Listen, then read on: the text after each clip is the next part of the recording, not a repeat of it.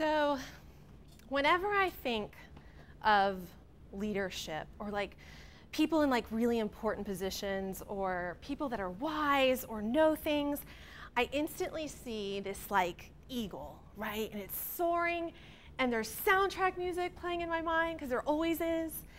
And I think, I'm gonna like soar like that, that's so gonna be me. I'm gonna lead like that, but actually I kind of look like this. All of my road to leadership has been clunky and stumbling and struggling, and I'm like the albatross in like every single way. But I have to tell you, I wouldn't change any of it, not one bit, because that's really the girl that I am in all of my beautiful mess. So to backtrack just a little bit, my name is Patience, and I'm a kindness worker. And if you don't know what that is, some days I don't know what it is either. But the short explanation is I try to live a life of kindness. And some days that means that I'm doing missions or I'm coming up with projects. And for some example, to give you an example, we've done things like we chalked 17 City Richmond schools with messages of hope and encouragement for the first day of school, just knowing that kids might feel unsure. We left Starbucks cards all over Carytown for people to find. We invited the whole United States to leave a note of thanks for their garbage men, because I met my garbage man, Joe, and I asked him, like, what kind of kindness do you think you need, Joe? And he said, we just need a little bit of respect. And so from day to day, some days it's dreaming up these ideas, and other days it's thinking of how I'm going to be nice to my kids. Other days it's writing about what the challenges or the struggles are around that.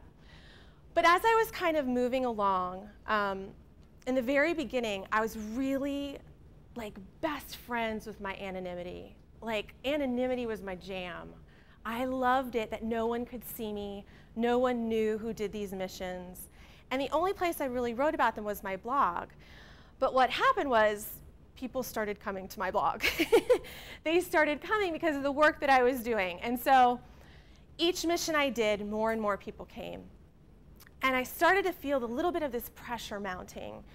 And I thought, you know, like, what if they think that I'm kindness girl, like, through and through? Is there a chance that I could not be doing justice to this thing I have given my whole heart and life to? Do they know that I'm meanness girl? Do they know that I swear? Do they know that my husband gets the brunt of my tiredness sometimes? Do they know that I'm scared every time I put a mission out that nobody will come or nobody will do it?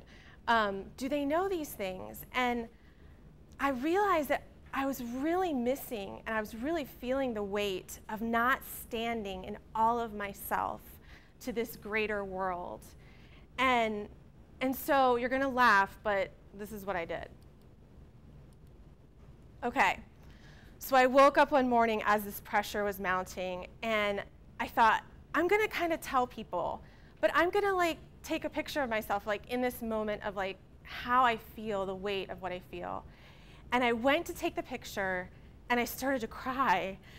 And now I don't recommend putting pictures of yourself crying on the internet. You get lots of like, are you okay? Did you have a breakdown? Is there anything I can do? But for me, this was a really pivotal moment in my work and in my life, because I had to show like all of myself. I had to stand and be really raw and say, you know what? I love this thing. And some days I wake up and I do it really well. I rock it. I know kindness. And other days I fail miserably. And most days I don't know what the heck I'm doing, or how to grow it, or how to move it, or how to make it everything it's meant to be. And so I put that picture up, and and I got all of these responses, but I decided on my blog that I was going to start telling all the stories. So the next month, I told a story about how my kid asked me to please stop swearing. And Not only that, but we created a campaign called swearingiscaring.com, and we made a virtual swear jar so anyone else who was struggling with their swearing, parents, children, anyone, could donate to the swear jar, and then we would take that money and we would give it to charity. And then the next month, I wrote about how lost I felt. And then the next month, I produced this really rad campaign inviting people to join us for a dinner for someone. And every time I did, I showed a little bit more of myself, and I felt stronger. I felt more real. I felt more whole. I felt more complex, and that I knew that kindness wasn't just about being kind all the time, that it was a challenge sometimes. So I'm going along on my merry way, and I'm thinking, well, I'm too messy for the rest of the world. Like, I don't know. I had a lot of lovely press before that point. A lot of people covering my projects. But then I thought, I guess I'm just being too real. Like, they're not going to want me now, and that's okay, because I just have to be who I am. But I got a call one day, and it was from a woman who had heard about me on Twitter, and God bless Twitter. All good things come from Twitter. And she said, you know, I heard about you, and I actually made a pitch to a national magazine, but I can't tell you who they are. And I really think you should come to this meeting with me and talk to me so we can make a hard pitch. And so I said, okay, that's fine. I don't need to know. And so I went, and it turns out the article was for O Magazine. It was for Oprah. And I just was like, holy heck, now Oprah's gonna know I'm a mess, and the whole world's gonna know I'm a mess, but maybe that's okay. And so I went through the whole process, and it turned out that I did have the article published. And much like Natalie before, things just kind of got crazy and they blew up. And I realized that that was one moment in time. But what I really loved, and my same draw and my same call over and over and over again, was I had the same feeling planning the kindness mission with Joe, my garbage man, in the alley that I did when I got the call from Oprah. And now it was different, because the authenticity that I chased after and the courage that it took every single day to show a little bit more of myself gave me this power. I was empowered, because now it didn't matter if I hit it out of the park, or if I didn't know, or if I was unsure, or if I was strong, or if I was scared, because it was all out there. I was confident, and I knew that my message was bigger than me, and it could hold all of my mistakes and all the places where I failed it. And I believed in it with all of my heart. So from there, I just kind of knew. And I knew, and I realized that we have to dare to be ourselves, no matter how scary or strange that self may prove to be. And that's by May Sarton.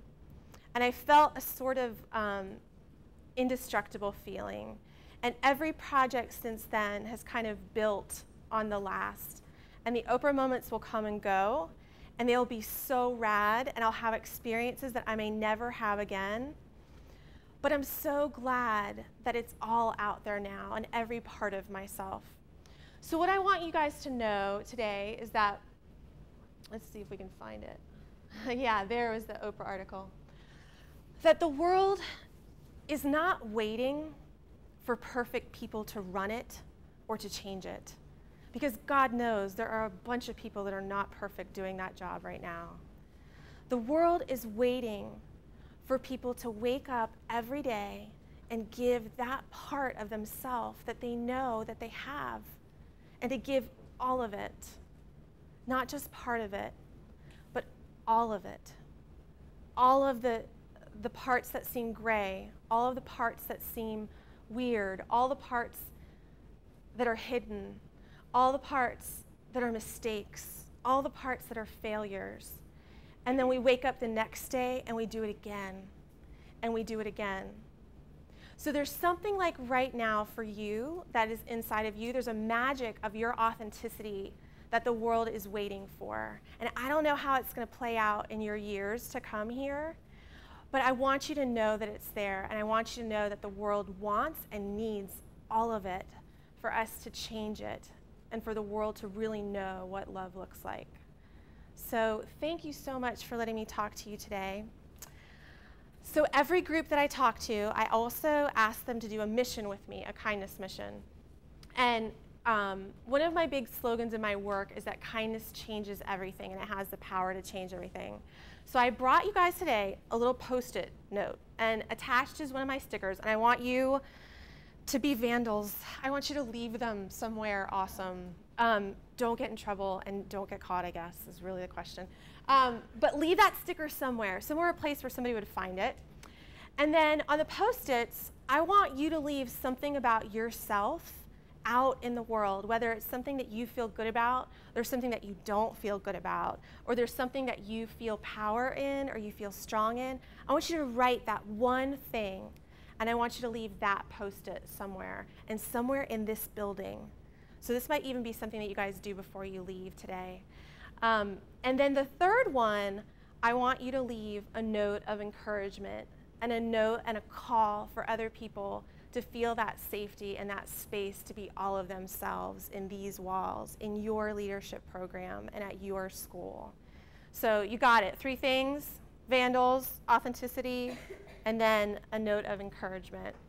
And good luck to you guys. I'm really excited to see where you go.